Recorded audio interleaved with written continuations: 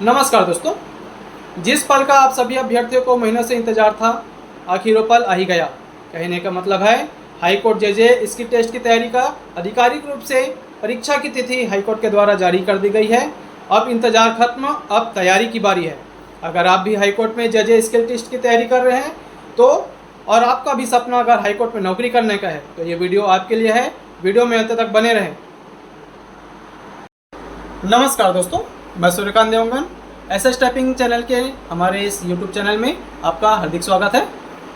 जैसा कि आप सभी को मालूम है, पिछले वर्ष हाईकोर्ट के द्वारा जेजे सहायक 3 के लिए 124 पद के रिक्वायरमेंट जारी की गई थी।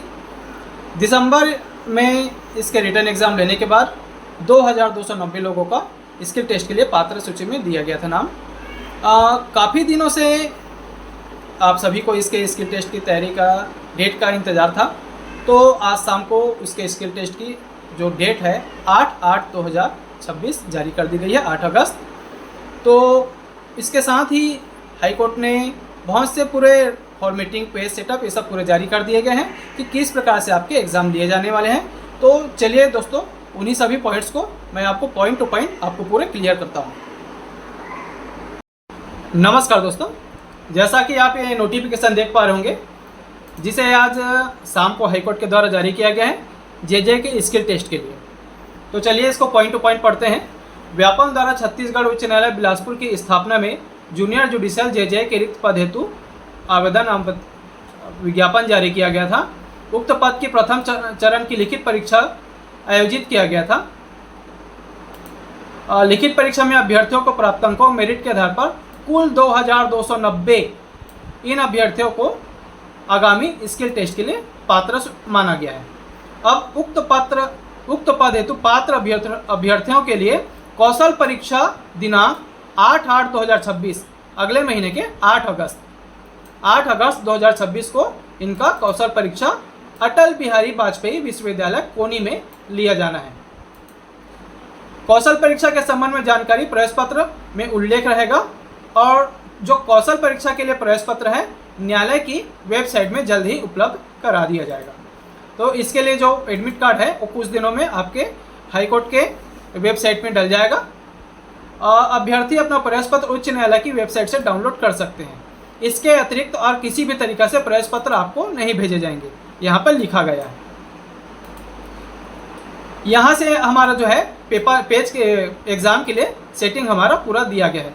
उक्त पद की कौशल परीक्षा हिंदी अंग्रेजी दोनों पेपर होना है, वो लिया जाएगा उबुंटू के सॉफ्टवेयर में, उबुंटू और लिब्रे ऑफिस में, उबुंटू के लिब्रे ऑफिस में होगी। और Hindi computer test Unicode keyboard Ved Mata में लिया जाएगा। तो आपका जो स्किल टेस्ट होना है वो उबुंटू सॉफ्टवेयर में लिया जाएगा और हिंदी के लिए जो रहेगा वो वेद माता में रहेगा और लिब्रे ऑफिस में टाइप करना रहेगा आपको।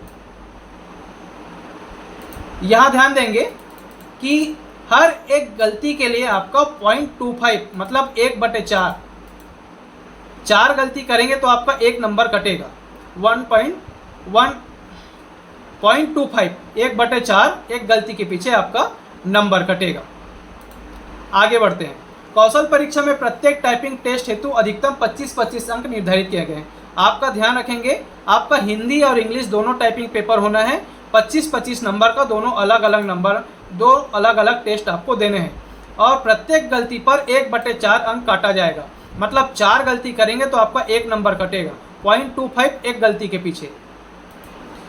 मैटर को 2.2 के लाइन स्पेस में टाइप करना है और फाउंट साइज रहेगा 14। ध्यान रखेंगे, जो लाइन स्पेस बोला गया है वो 2 लाइन डबल लाइन स्पेस जो रहेगा वो 2 में रहेगा और फाउंट साइज रहेगा 14। प्रश्न पत्र अनुसार मैटर को टंकित किया जाना है जिसमें निम्नानुसार गलती टंकित माना जाएगा। इसको जब हम मिनिमाइज करके मैं आपको बताता हूं दोस्तों,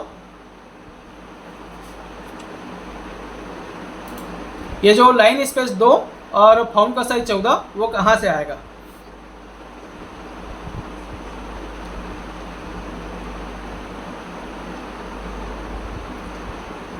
ये आपका वहां जब जाएंगे ये आपका लिब्रे ऑफिस ओपन हो जाएगा।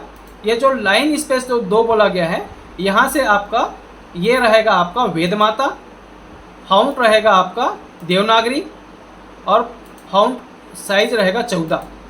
अब कुछ कुछ चीज़ें सेटिंग करनी रहती हैं, जहाँ से कि ये आपका हो गया जस्टिफाई। चाहे तो आप इसको कंट्रोल और जे करके आप जस्टिफाई कर सकते हैं। लाइन स्पेस जो बोला गया है ये है आपका।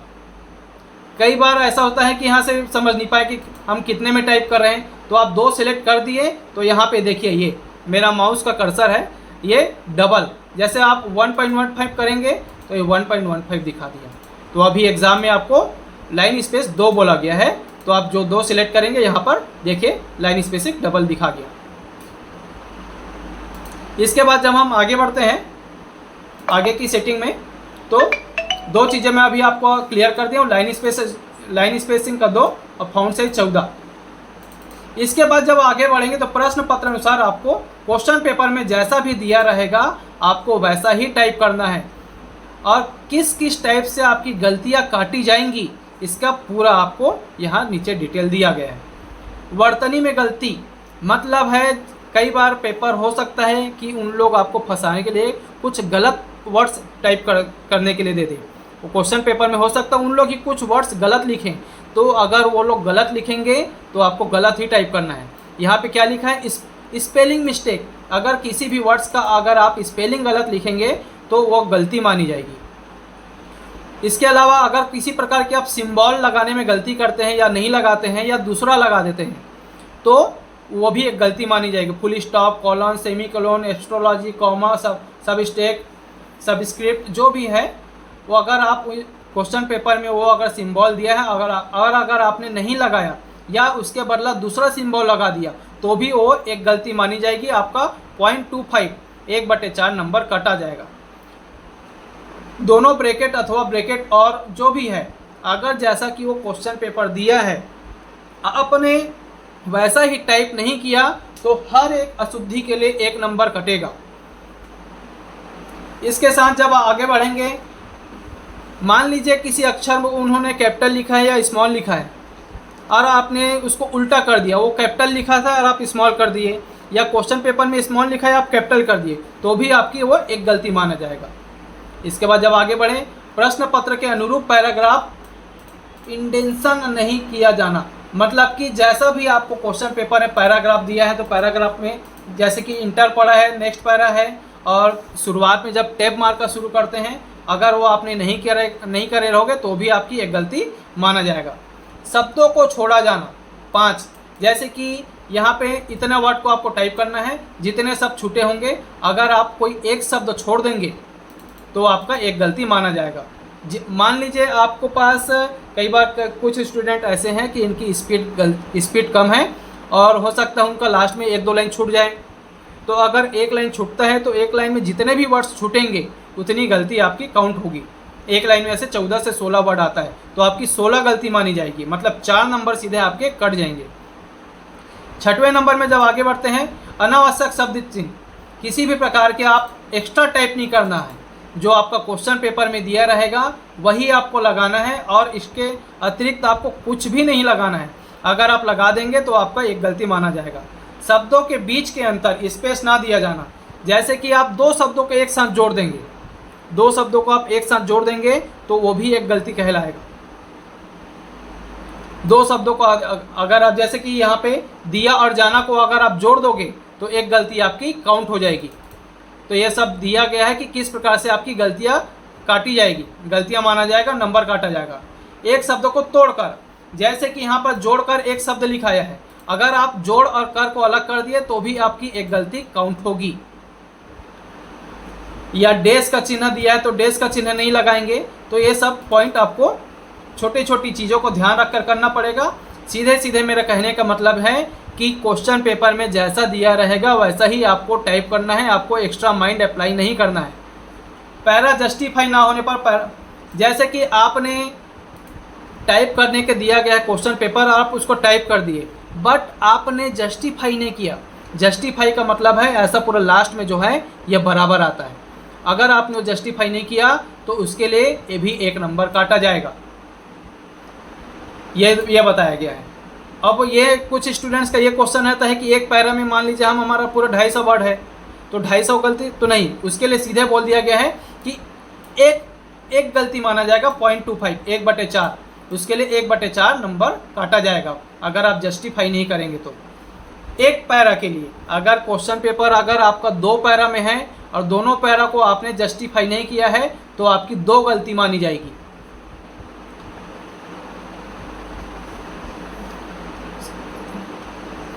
साथ साथ ये भी जो 10 नंबर बोला गया है कि जैसे कि उन्होंने बोल दिया है कि पैराग्राफ को आपको 2.2 के लाइन के स्पेस में करना है और अगर आपने 1.5 का स्पेस कर दिया पूरी स्टोरी तो भी आपकी एक ही गलती मानी जाएगी 0.25 1/4।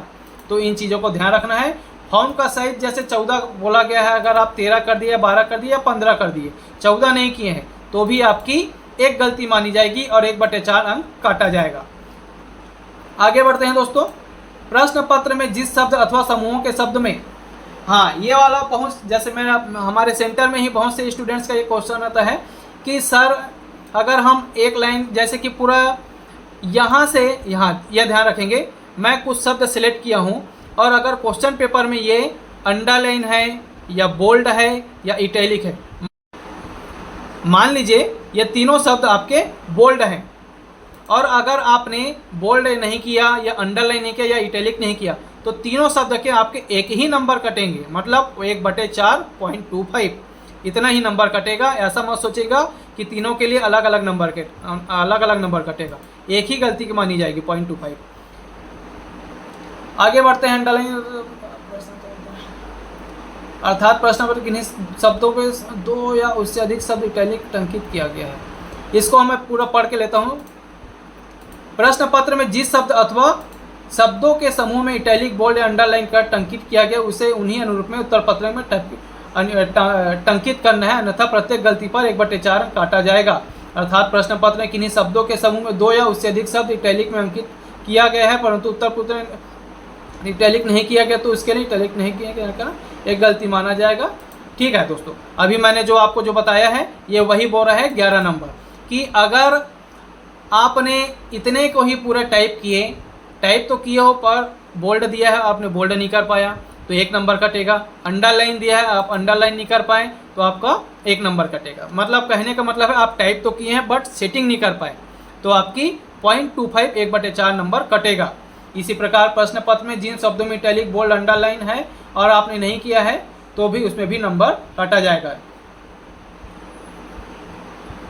ये वाला बोला गया है कि जहां बोल्ड अंडरलाइन है उसको बोल्ड अंडरलाइन करें, एक्स्ट्रा बोल्ड अंडरलाइन नहीं करना है। अगर आप किसी शब्दों को एक्स्ट्रा बोल्ड अंडरलाइन इटैलिक कर देते हैं उसके लिए भी आपकी गलती मानी जाएगी। ये देखिए उसको भी आपको गलती माना जाएगा। तो दोस्तों ये सभी पूरे डिटेल आपको यहाँ पर दिया गया है, ये सभी पॉइंट को आप अच्छे से पढ़ लें। इसके अलावा यदि आपको और भी कोई डाउट हो तो मुझे कमेंट में ज़रूर बताएं, मैं उस चीज़ को आपको स्पेसिफिक आपको डिटेल को क्लियर कर दूंगा। तो दोस्तों हाईकोर्ट के द्वारा जो स्किल टेस्ट है जो नोटिफिकेशन जारी किया है उसको मैंने आपको पॉइंट टू पॉइंट क्लियर कर दिया गया है। इसके अलावा यदि आपको और भी कोई पॉइंट अगर समझ ना आए हो तो आप मेरे वीडियो को फिर से देख सकते हैं या आप मुझे कमेंट में बता दीजिएगा, मैं उसके लिए आपको स्पेसिफिक बता दूंगा। इसके अतिरिक्त अगर किसी भी स्टूडेंट्स को किसी प्रकार की कोई समझ ना आए तो आप मेरा मोबाइल नंबर लिख लीजिए 8103012994। आप मुझे पर्सनली फ़ोन कर दीजिएगा, मैं आपको फ़ोन में ही वो चीज़ें क्लियर कर दूंगा। इसके अलावा जो भी हमारे नए जो श्रोतागण हैं हमारे चैनल में आज हमारे वीडियो देख रहे हैं वो हमारे चैनल से ज़रूर जुड़ें। साथ ही साथ रोज़ाना मेरे द्वारा हाईकोर्ट के लिए ऑनलाइन यूट्यूब में स्किल टेस्ट के लिए टेस्ट लिया जाएगा। आप रोज़ाना हिंदी और इंग्लिश दोनों के लिए आप हमारे यूट्यूब लाइव में जुड़ सकते हैं और स्किल टेस्ट कैसे लिया जाता है, कैसे क्वेश्चन पेपर होते हैं, ये इसका आप अनुभव ले सकते हैं। तो दोस्तों चलिए मैं आज का वीडियो समाप्त करता हूँ। आपको जो भी डाउट हो अगर आप मुझे कमेंट्स में बता दीजिएगा। नमस्कार।